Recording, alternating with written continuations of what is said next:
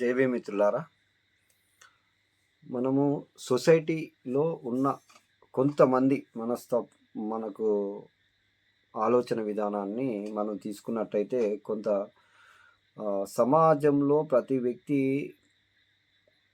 వాళ్ళు మనశ్శాంతిగా ఉండడానికి కానీ, వాళ్ళు ఆనందంగా ఉండడానికి కానీ మొదటిగా గుర్తొచ్చేది టెంపుల్కి వెళ్తూ ఉంటారు. ఏదో ఒక దేవుని గుడికి వెళ్ళి పూజ చేసుకొని అందులో కొంత వాళ్ళకు తోచిన ఆర్థిక సహాయం చేయడం కానీ అలాంటి ఉండిలు వేస్తూ ఉంటారు. కొంతమందేమో రోడ్డు మీద అడుక్కునే వారికి కొంత దానం చేస్తూ ఉంటారు. కొంతమంది ట్రస్ట్లకు ఇస్తూ ఉంటారు. అయితే నిజానికి ఇది అందరికి తెలిసిన విషయం అయినప్పటికీ కూడా మళ్ళీ ఒకసారి మనం జ్ఞాపకం చేసుకొని దాన్ని నెమరు వేసుకునే ప్రయత్నం చేద్దాం. కొంతమంది మరి వీటి వల్ల మనకు ఎంతవరకు పుణ్యం జరుగుతుంది, ఎంతవరకు మనం ఆనందాన్ని పొందగలుగుతారు అనే విషయాన్ని మనం కొంచెం పరిశీలించుకున్నట్టయితే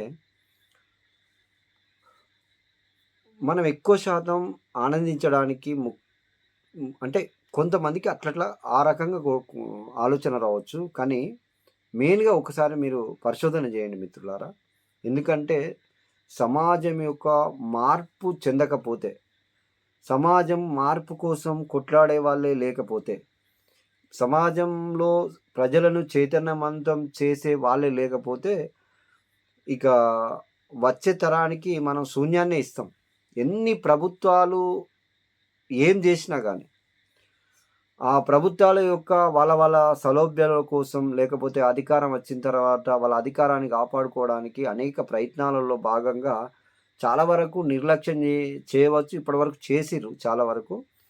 అందులోనే మనం మగ్గుతున్నాం. అందరికీ ఆ ఫలాలు అందక, రాజ్యాంగం యొక్క సంపదలో భాగం లేక అనేక ఇబ్బందులు పడుతున్నాం. ఇక్కడి నుంచి టెక్నాలజీ అరుగు తెచ్చుకుంటున్నాం. పక్క దేశాల నుంచి మనం తెచ్చుకుంటున్నాం తప్ప ఇక్కడ కంపెనీలు కానీ, ఇక్కడ పెద్ద పెద్ద ఫ్యాక్టరీలు కానీ నిర్మించుకోలేకపోతున్నాం.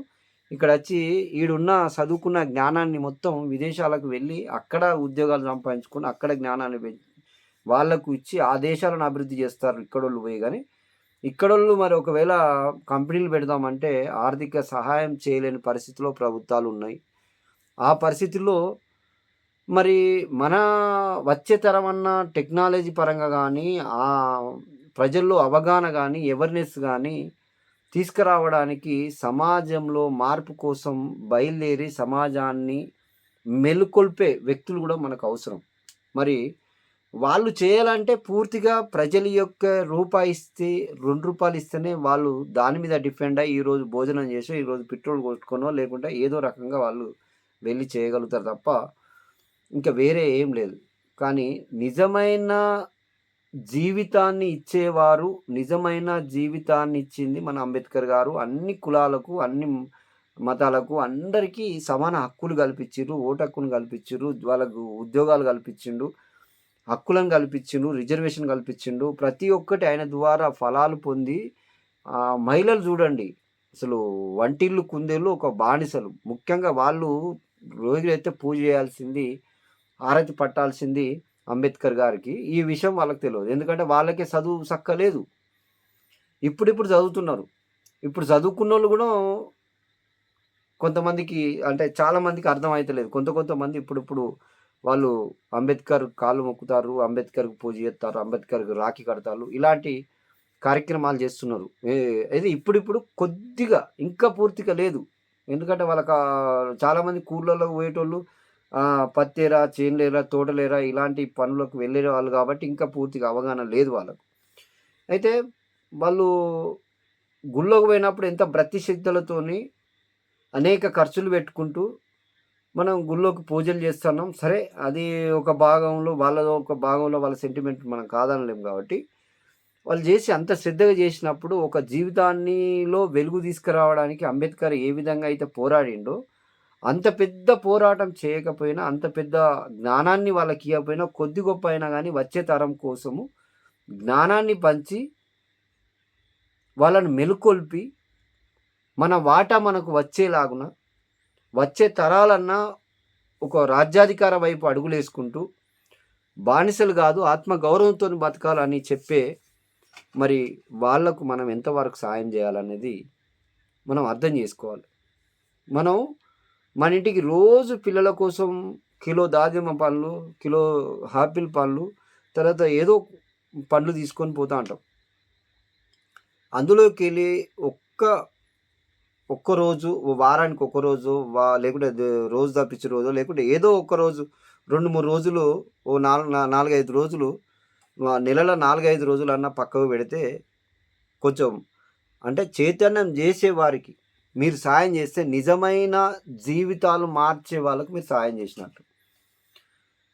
అలా అని ఎవరి పడితే వాళ్ళు కాదు, జెన్యూన్ పర్సన్‌కు మీరు ఎవరైతే అట్లాంటి చైతన్యం ప్రజల్లో చేయగలుగుతారో, ఎట్లయితే వాళ్ళు ఒక్కరోజు చేసినా ఆ ఒక్కరోజు మందమే, వాళ్ళు 10 రోజులు చేస్తే 10 రోజుల మందమే. మీకు ఎవరైతే నచ్చుతారో, ఎవరైతే ప్రజల కోసం ప్రజలను చైతన్యం చేసి నమ్మకంగా, విశ్వాసంగా వీళ్ళు చేయగలుగుతారు, వీళ్ళు చేస్తున్నారు అని మీకు అనిపించిన వాళ్ళకైనా మాకు ఇయ్యని అవసరం లేదు. మేము ఇప్పుడు నేను చెప్తున్నా అంటే మా కోసమే అని మీరు అనుకోకండి. మాలాంటోళ్ళు చాలామంది ప్రజల కోసం కొట్లాడే వాళ్ళు మీకు జెన్యూన్‌గా అనిపించిన వాళ్ళకి చేయండి. మేము కూడా చేస్తున్నాం. ఒకవేళ మేము కూడా అనిపించినప్పుడు మాకు కూడా చేయండి. ఎందుకంటే ప్రజలను చైతన్యపరచకపోతే మాత్రం సమాజం వచ్చేది, ఎందుకంటే ఏ రాజకీయ పార్టీలొచ్చినా గానీ వాళ్ళ సౌలభ్యం కోసం వాళ్ళ పార్టీని కాపాడుకోవాలి, అధికారాన్ని కావడానికి దేనికైనా సిద్ధపడతారు. కొన్నిటికి వాళ్ళు లొంగాల్సొస్తది.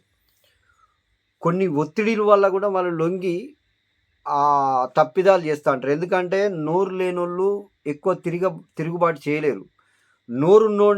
నోరున్నోళ్ళది వాళ్ళు తిరుగుబాటు చేస్తా అంటారు. లేకుంటే పేదోళ్ళకి అందనీయకుండా చేసే వాళ్ళు కూడా ఉంటారు కొంతమంది. కాబట్టి వాళ్ళు ఏం చేస్తారు, కొన్నిటిని బ్రేక్ చేస్తారు. అట్లా బ్రేక్ చేయడం వల్లనే కదా ఇప్పుడు మన వాట మనకు రాకపోవడం వల్ల మనం ఇప్పుడు పోరాటాలు చేయాల్సిన పరిస్థితి ఏర్పడుతుంది. అదే ప్రభుత్వం అప్పుడున్నదంటే కండిషన్ కరెక్ట్గా పెట్టి ఖచ్చితంగా ఎవరి వాట వాళ్ళకు భూమి స్వతంత్రం రాగానే భూమి ఎవరిది వాళ్ళకు పంచిపెడితే, సమానంగా అప్పుడే ఈక్వల్గా సంపదను పంచిపెడితే ఈ పరిస్థితి వచ్చినా రాకపోవు. భూమి కోసం కొట్లాడి ఎర్ర జెండా వాళ్ళ ప్రాణాలు కోల్పోయి ఎంతోమంది అమరవీరులు అయినప్పటికి కూడా కొద్ది గొప్ప అక్కడక్కడ అడవులలో జీవించే వాళ్ళకు ఆ సంపద మిగిలింది. ఏదో ఎకరమో 2 ఎకరాలు అట్లా పేద ప్రజలకు అందింది. కానీ ఇప్పటి వరకు కూడా మనం అలాంటి ఇబ్బందుల వల్ల ఉన్నాం కాబట్టి మిత్రులారా బాగా ఆలోచించండి.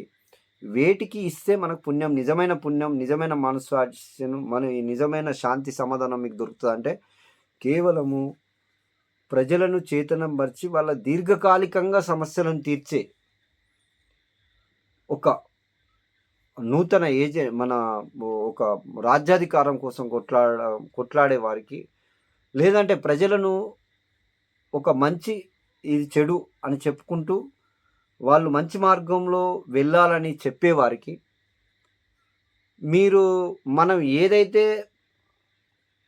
ఏదైతే మనం సాధించగలుగుతామో అది వచ్చే తరానికి మన పిల్లలకు యూజ్ అవుతుందో దానికోసం కొట్లాడే వాళ్లకు మీరు సాయం చేయండి. ఎందుకంటే ఆ రోజు అంబేద్కర్ గారికి చేసిరు కాబట్టి ఆర్థికంగా ప్లస్ మీరు ప్రత్యక్షంగా ఆ పోరాటాలలో పాల్గొన్నారు కాబట్టి ఈరోజు ఆయన ఇవి సాధించి పెట్టగలిగిండు. ఇంతల వేల మంది, లక్షల మంది, కోట్ల మంది, అంటే దేశం ప్రజలందరూ ఆయన ఇచ్చిన ఫలాలను అనుభవించుకుంటూ ఇప్పుడు ఆనందంగా కొద్ది గొప్ప ఆనందంగా బ్రతుకుతున్నారు. అంటే ఇప్పుడు వాళ్ళ జీవితాల్లో వెలుగున్నా అంటే ఈరోజు ఉద్యోగాలు ఇవో తీసుకుంటున్నారంటే రిజర్వేషన్ల వల్ల కేవలం డాక్టర్ బిఆర్ అంబేద్కర్ వల్ల, ఆ అంబేద్కర్కు మీలాంటి వాళ్ళు సహాయం చేయడం వల్లనే.